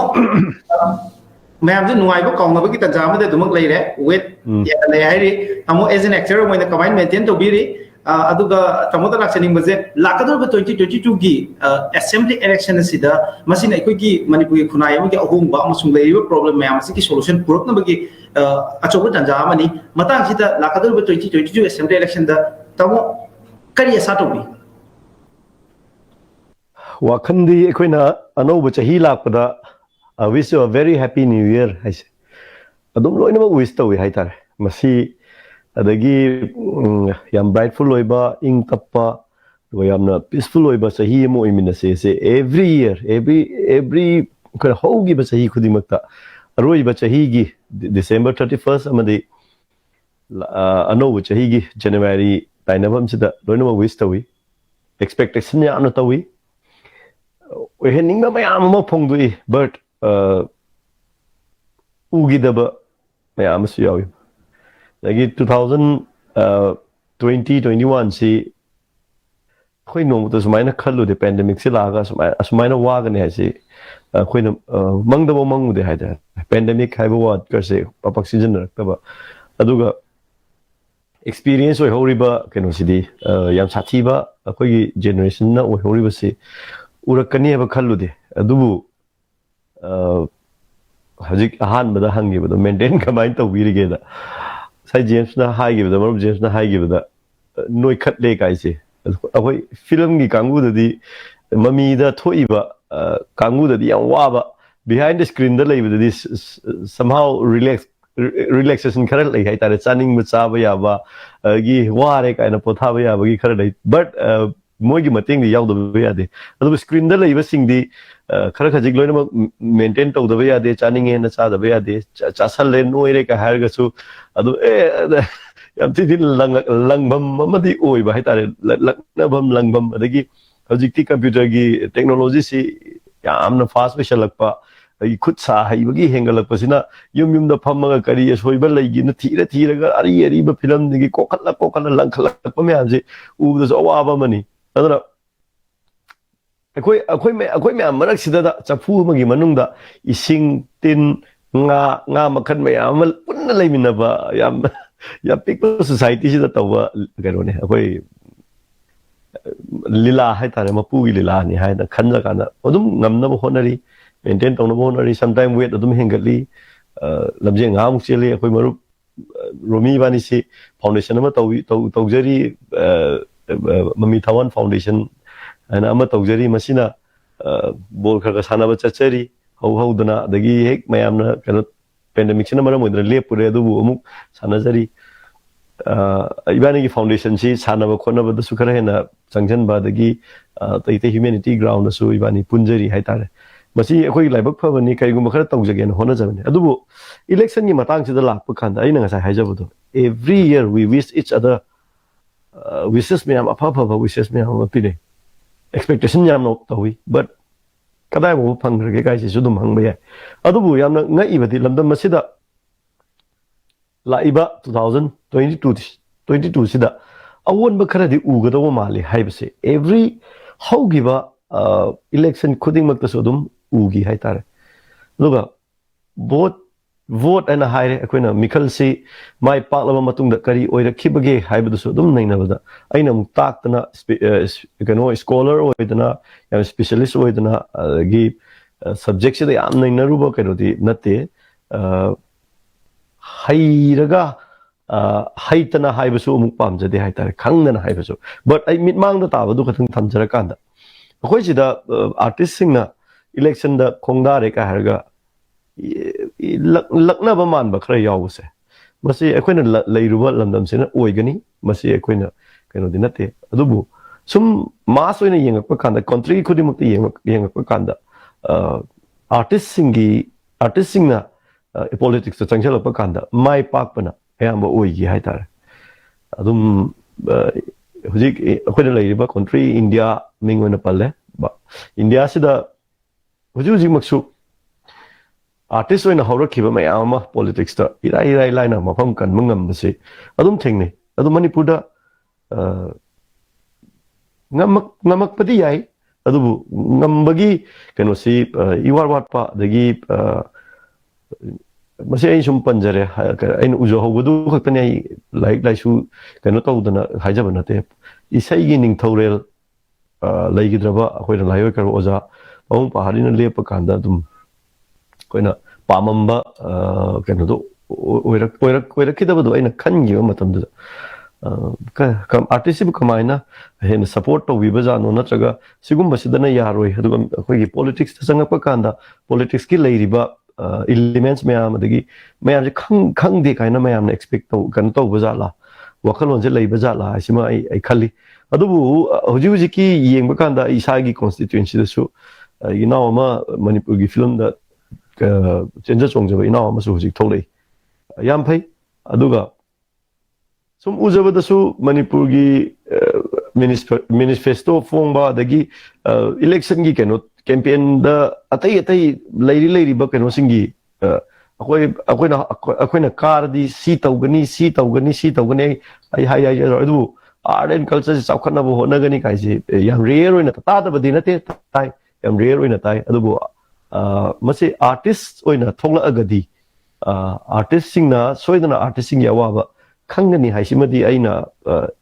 accept tawjaba aduga expect tawjaba haitare artist amana leader oiragadi artist sing di soidana awaba sing khangani hasima khali adubu we really need a good change aparom daniko change harga phatabarom da sakhibasu yai aduga apaba change amadi darka lai yam potential oiba aduga yam mating leiba leader naha changi adagi akoina haugiba kanoda matamda gi politics tawraba halsingbu mirai badinate adu makoigisu yam tamjaba yaba adagi public singa loina bagi public tawangangani kokni madu tambe but society si achumma maigai natraga mating leiba maigai achumma maigai di khara hena laisu hairaba adagi khoi landam sigi damakta khanbiraba halsingna advice tawragasu madubu tawnana honabada mating leiba hena ai tawrage na changakpa youth khara changi but I na thajajabada artist sing na tholakli basi yam phai aphaba su oiheningi haibasima artist amani na haijeningi haitara oi da Thank you so much. Tamo yam maru iba point kaya tamo na pukat pili hari election jeda tamo na kaya expect to gain hang jabada yam na fundamental iba issues kaya tamo na pukat pili high issues ay ozaro Romi de laksage oza tamo sa tanda na pukat pili issues ay maru ina artist sing na artist ay bisi miyam go loina ba amaso society de thoi ba thodo wathok mayam ji through different medium through different art form mayam ji ki khuthang da miyam da utli ba kanguni aduna makoi na laiba ki oiba issue political social economic issues mayam da amaje khangoi ha ba ji mudin lan gini adubu Manipur gi masak nai ba artist sing na active politics da hek chang pu madam da miyam na makoi da matit chana so pi bra ha ba si da chobo wang mo oiri masi ki wang asi gi matang amaga doina na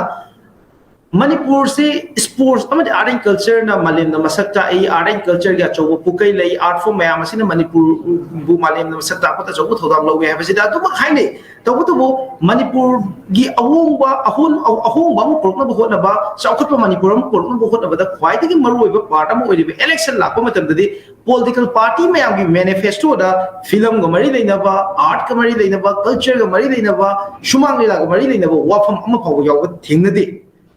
masi yauram badi ai but yaw badi thingna de amata sida tamaro mi masi aikoi ki art ki community mayam sini asset to what pana oige do ribra where it went wrong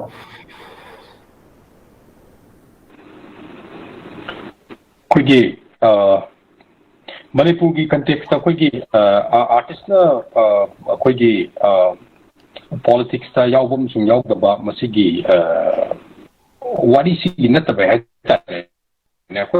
ikang oina wari is the saragadi parameters si amna pick pa kanoma da oigani marmdi lebak semagi wari ma kana tor ko matam da di khoigi spectrum se khara chawna biding khara khoigi chawne mum changi ming chawna yeng madana tana aina lepi mu position si kadai de no adi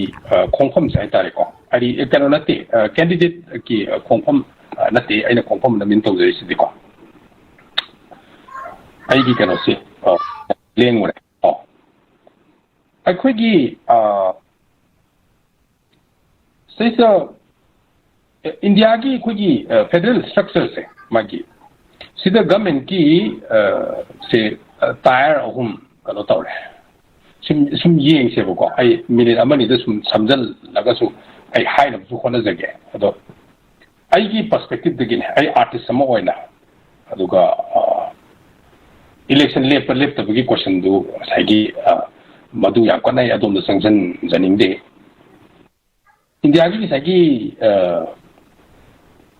magi federal structure ste lai ba khoi government ki tire ahum se sum yem se ko gi adi centrally then state ki ko dei makha da ko gi local authorities adi ko gi municipal corporation adu ga sigi panchayati ras du ta mem lai na ko sahi manga sida ai na uzabadadi kano sai tare ni India si election da yam thaba yawa kano ina ui ai nawa digi urak pada hai tare ko ai hoi ai sociology gi kano ne ai student ne ado marak da political science kano su yaw le ado matam di sagi own understanding ko ai particularly sagi leiriba yagi like ko gi multi party system interestingly adum yeng makanda election jina quite again a thawai yaw thaba mo oi India da election na har gadi dum loy ado masi karai da kai no hakan jida even akoi shagi ka text chang akan jida totally ngasai kan oge hai ta the power base ko adi power humbly ga lon jam adu kra yang malle agi mota ko adi hungry or gudima dom da ngau ko sapagi ka natte do my one si power na ta to ka no uda ba hata adu ki straight line adu na ta to fu uda adu power base kanon ka kano ta hata ne ko electoral politics se adu som da su all le na ko ki for example adu ikui dinge da su leiriba adi Manipur gi riju ko de mo ta gi government ki kano su kan wa ta like kind of natural gano bagano da haitare ko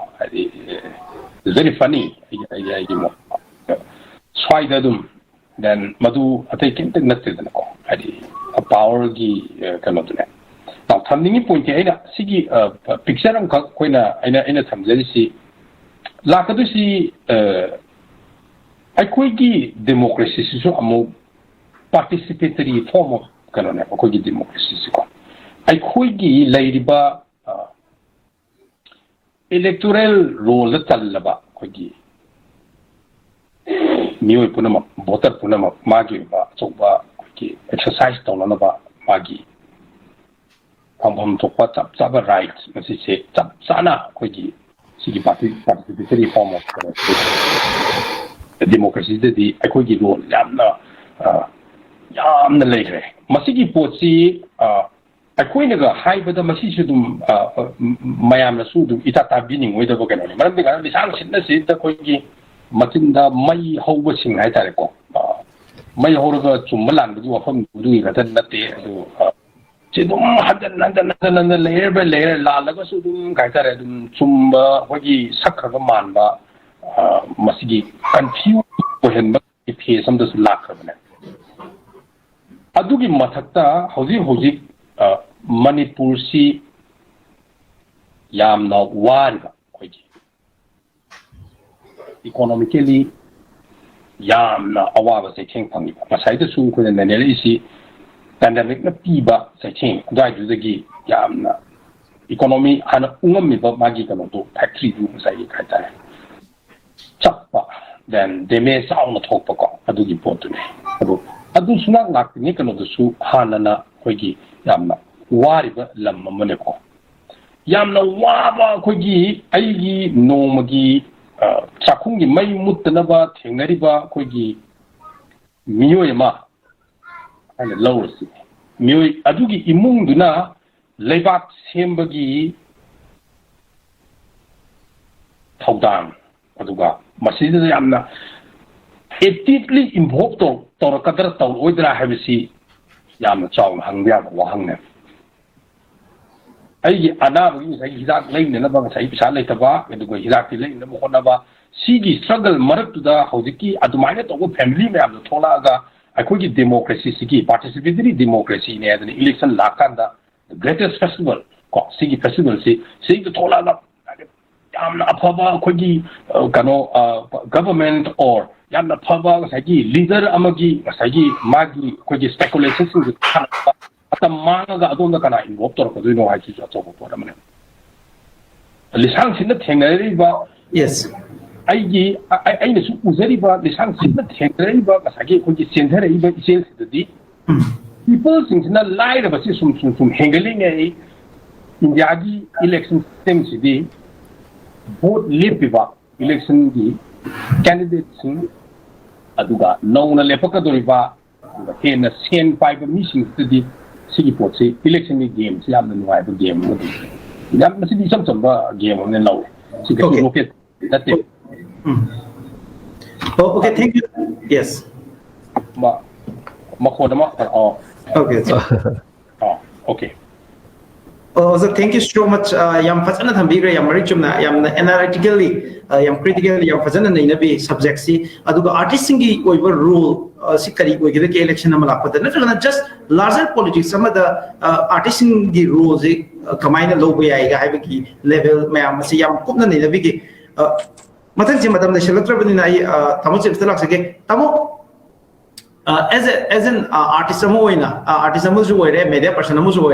election ju lakadore election gi amaru oiba question amadi free and fair oiba election ama oigadra haibasi acho hangamani miyamna aningba magi aningba apamba du right candidate am khalakanda vote hadagadra haiba mala thagagadori ba magi decision du aranba pambai ama fauna influence tawroidra haibasi acho hangamani amasung father of modern political science haika khangaba Machiavelli na sum high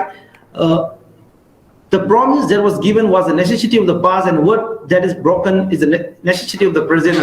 Mamang ina wasak hibadudi matamduki darkar oibani hauzik wasak chuga habisina hauziki darkar oibani haidana Manipur gi luchingbo oigi haidana chungthori ba candidate amasung vote thadaraga Manipur gi luchingba khangador ba miyam da kari habiningi tam Agachari miras matamsu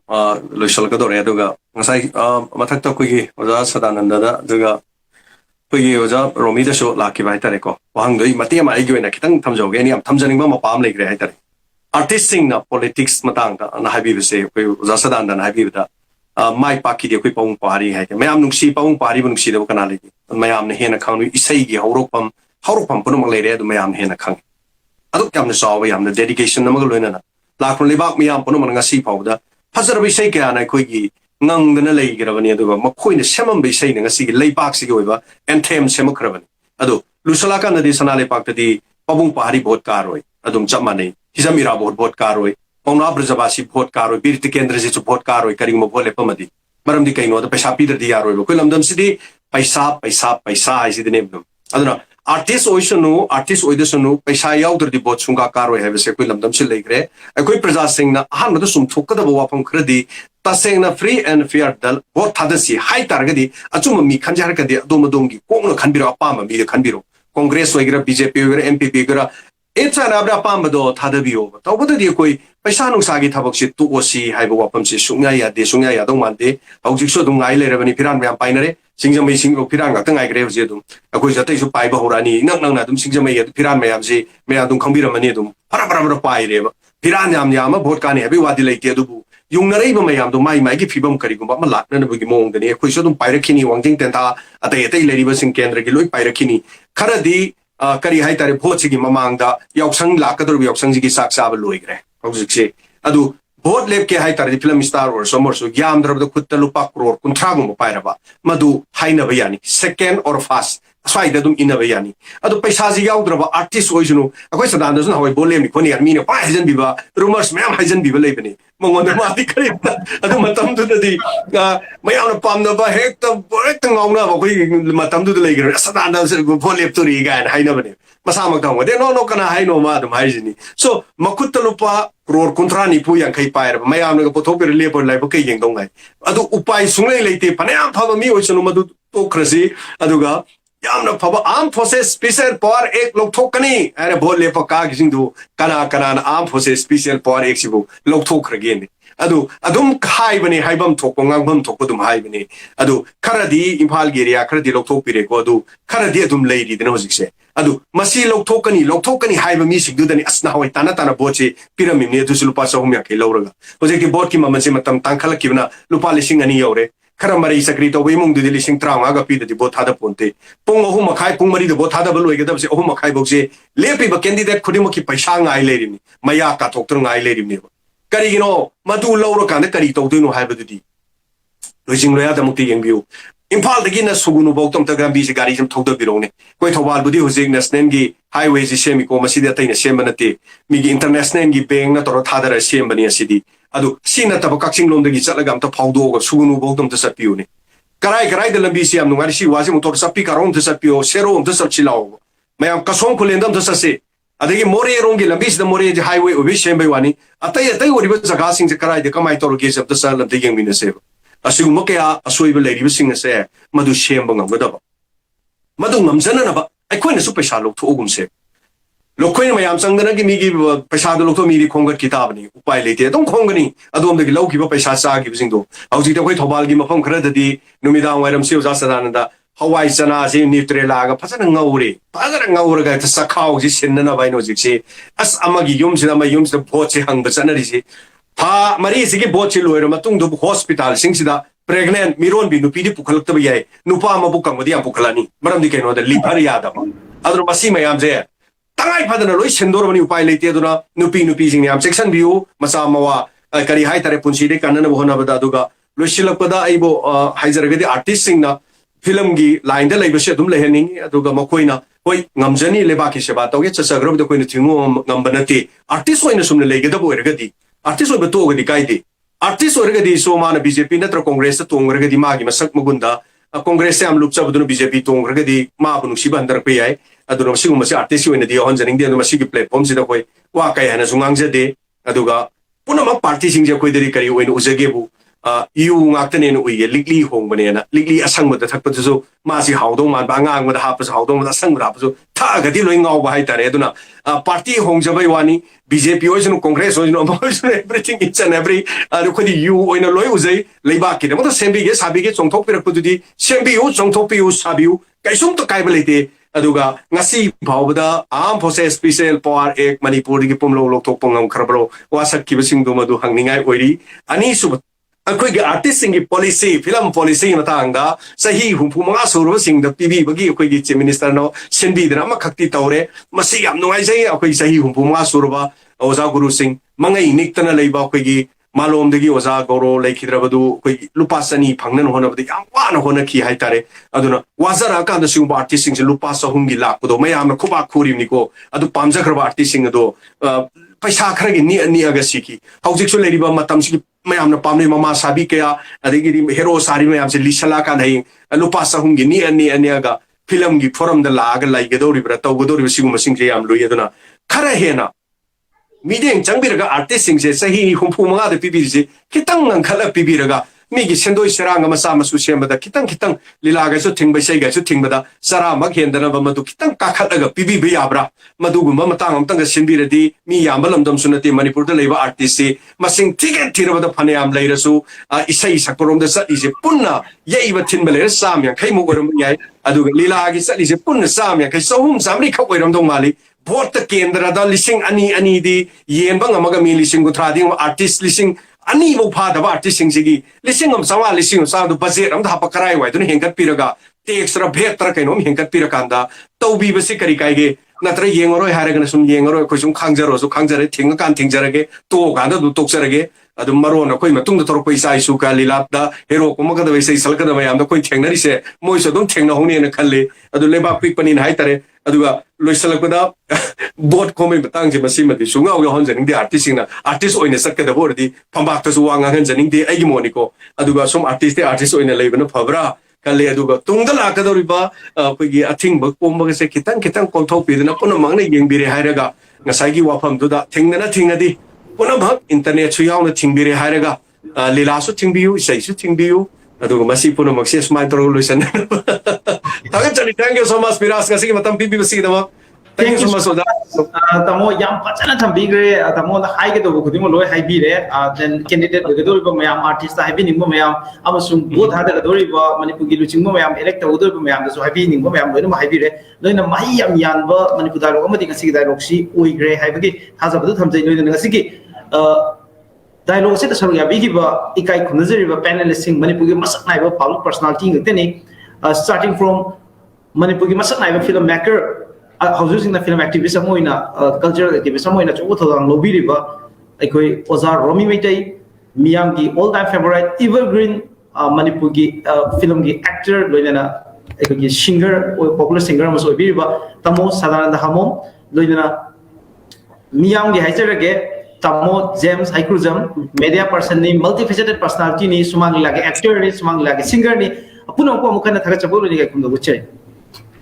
loina Manipur Dialogue yang bigi ba Manipur miam amasung Mami TV ki base puno ko amukana thagachabo ni kai kumdo buchai adon yang bigi ba Manipur Dialogue episode se Mami TV cable network Mami TV Facebook page Mami TV YouTube channel Mami TV cable Mami TV application amasung Mami TV website live streaming sandu se program se ki apam pam da amasung constructive feedback sing Mami TV ki Facebook amasung YouTube ki khutang da message samadi comment than bi ko agari miam thagachari miam kai kumdo buchai